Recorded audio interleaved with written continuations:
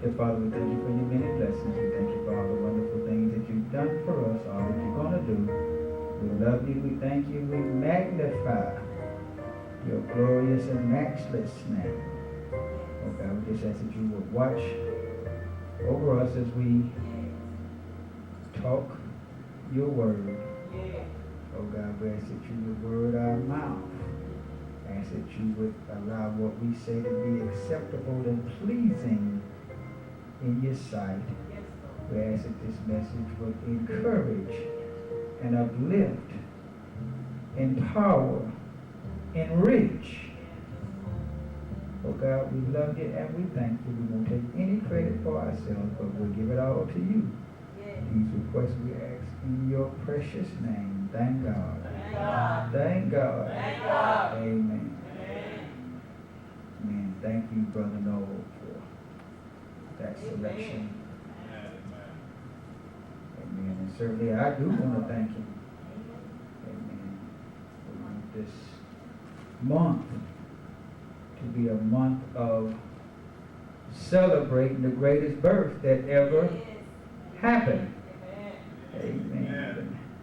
I want to appreciate Brother Kevin and Sister Childs for coming out here and making the church look more festive.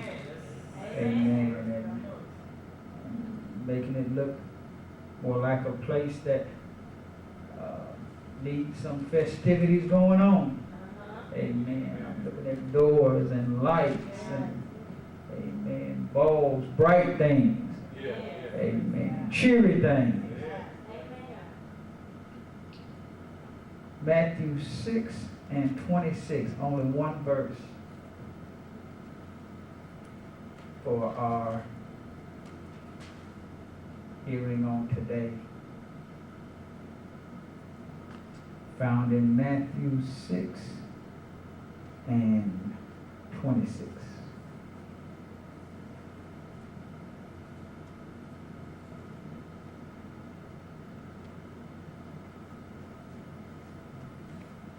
Matthew 6 and 26. And since it's only one verse, we'll do what we did last week. We'll all read it together. Let's read it. Behold the fowls of the air, for they sow not, neither do they reap, nor gather into barns. Yet your heavenly Father feedeth them. Are ye not much better than they? Amen. Behold the fowls of the air, for they sow not, neither do they reap, nor gather into barns. Yet your heavenly Father feedeth them. Are you not much better than they? Would you please repeat this subject with me? Just 3 words. Watch. Watch Those birds. birds. All right. One more time. Watch. Watch Those birds. birds. All right. You may be seated. I think I'm going to have to find out if we have any bird watchers Right. in the house. Last week, our Sunday school lesson addressed this situation. But when I went to work, I spoke to somebody on the job about the issue of worry, and he said, you got to watch those birds. And I've been intrigued ever since.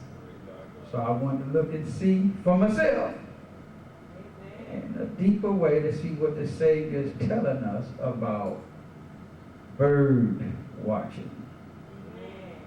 In order for us to understand, there are some fundamental truths that we need to look at in order to fully comprehend our relationship with Jesus.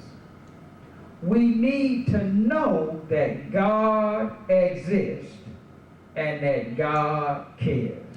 Can somebody please say, God cares? Yeah. See, we need to know that God, see that there's some people who are not even aware that there is a God. And if you're not aware that there is a God, I'm just going to tell you there is no way that you're not going to have a reason to worry. We need to know that God exists and God cares.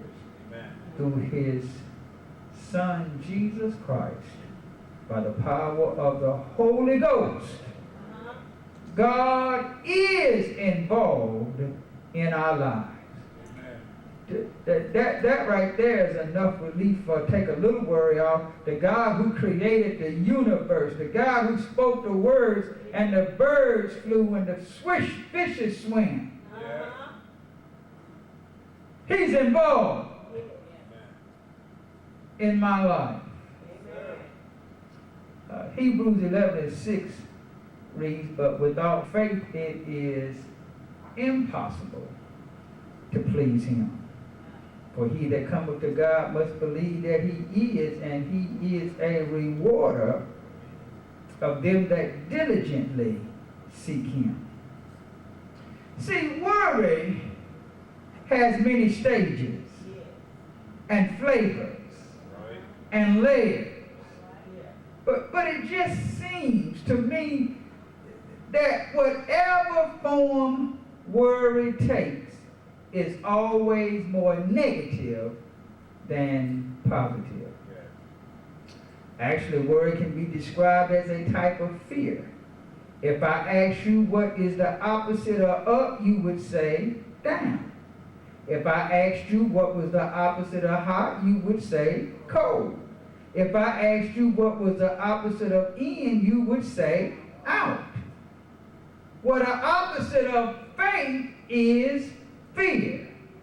And since worry is a type of fear, you need to know that fear kills faith. Yeah, faith and fear cannot live in the same house. Faith and fear cannot eat from the same table. Faith and fear do not walk down the same road.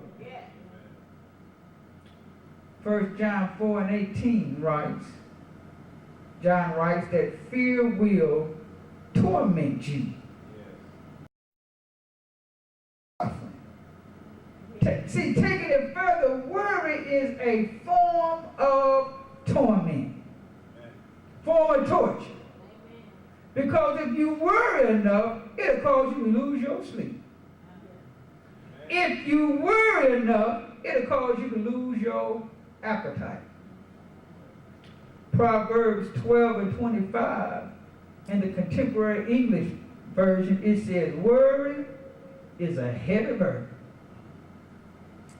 The Good News Bible version says, worry will rob you of your joy.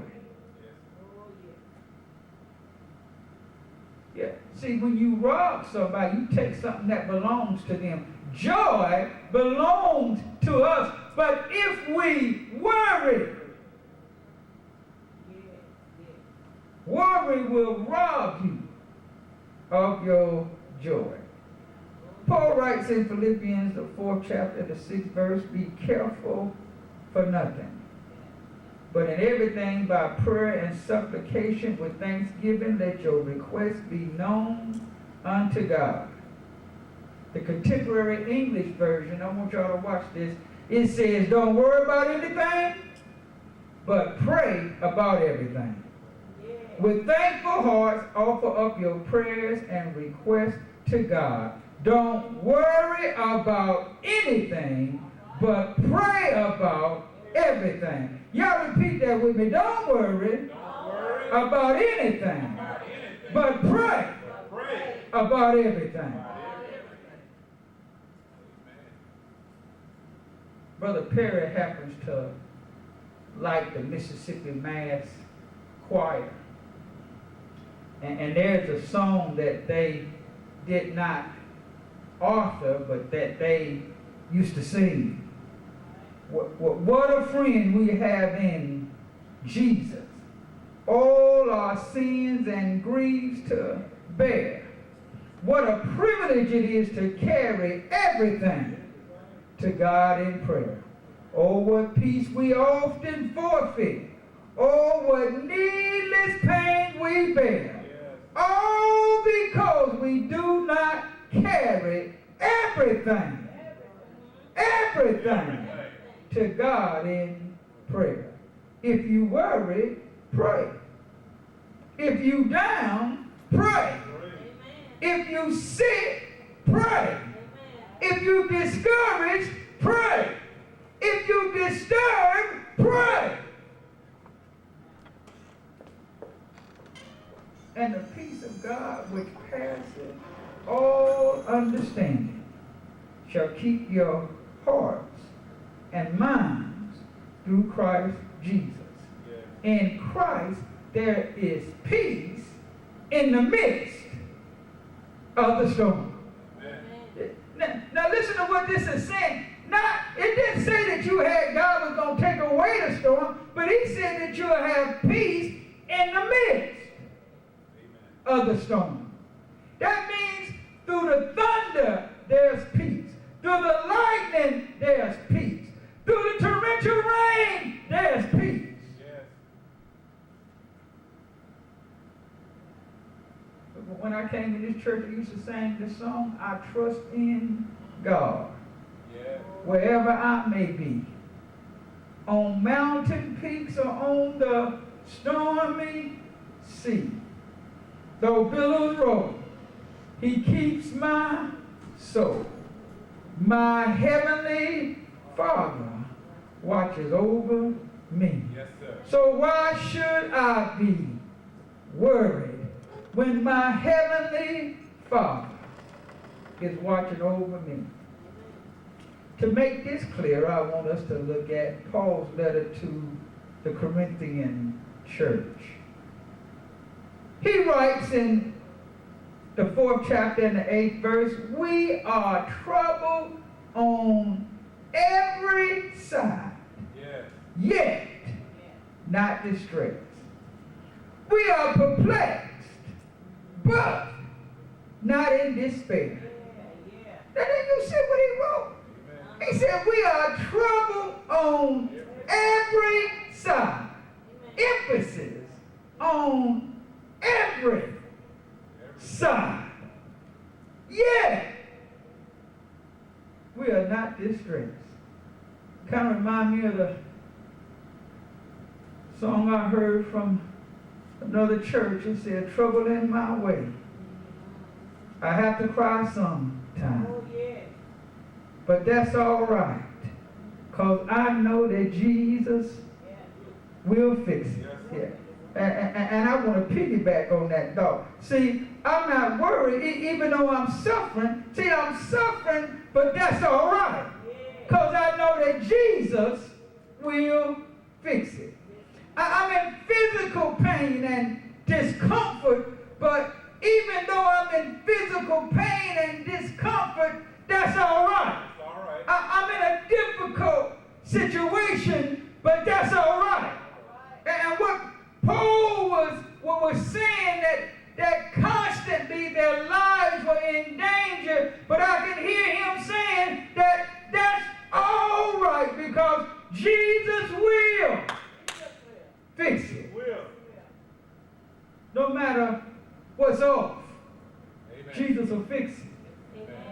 No matter what's broken, Jesus will fix it. No matter what's torn, Jesus will fix it. But Paul does not stop there. For he says we are perplexed. Now, I want this church to know I'm glad for this scripture. You see, I'm saved, sanctified, and filled with the precious gift of the Holy Ghost. But sometimes I'm confused. And I don't understand. Sometimes my feelings are hurt. Sometimes after all that I've done, all that I tried to give, sometimes the conclusion comes to a point that I wasn't looking for, and I don't understand. Paul said we are perplexed. Yes. That meant his situation sometimes was confusion.